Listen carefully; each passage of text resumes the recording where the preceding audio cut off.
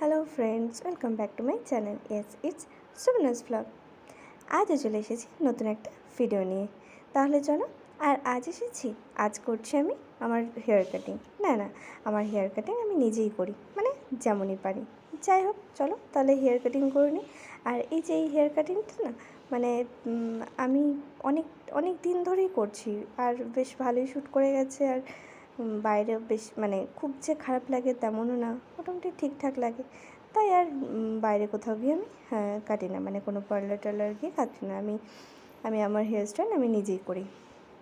আর long hair পছন্দ করি, কিন্তু কি হয়, লং হেয়ার করতে না অনেকটা যত্ন করতে হয়।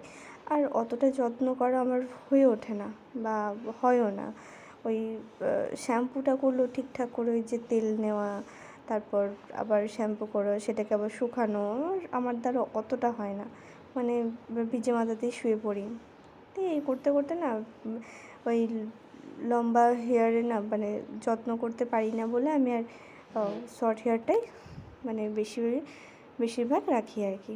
যাই হোক, এই যে এইভাবে আমি সব কিছু চুলটা সামনে নিয়ে আমি আমার লক্সটা হালকা করে একটু কেটে নিলাম, মানে জাস্ট সামনেটা একটু লেয়ার কাট দিলাম। সামনেটা জাস্ট একটু, জানি না হয়েছে কি হয়নি, তবে আমার মনে হয় যে মানে আমার মুখে বা এটা ঠিকঠাকই আছে, আমার খুব একটা খারাপ কিন্তু মনে হয় না। যাই হোক, তোমাদের কেমন লেগেছে না লেগেছে একটু প্লিজ জানিয়ে দিও। আর তারপরে এই তো আমি দেখো অনেকটা লম্বাই রেখেছি, কিন্তু ঠিক লম্বাটাতে আমার পোষাচ্ছিল না। মানে আমার মনে হচ্ছিলো যেন আরও একটু ছোটো করলে ভালো হয়, আর একটু ছোটো করলে ভালো হয়। দেখো এরপরেও বেশ তো দেখো ঠিকঠাকই ছিল, কিন্তু কী জানি কী মন হলো, আবার একটু ছোটো করে ফেললাম।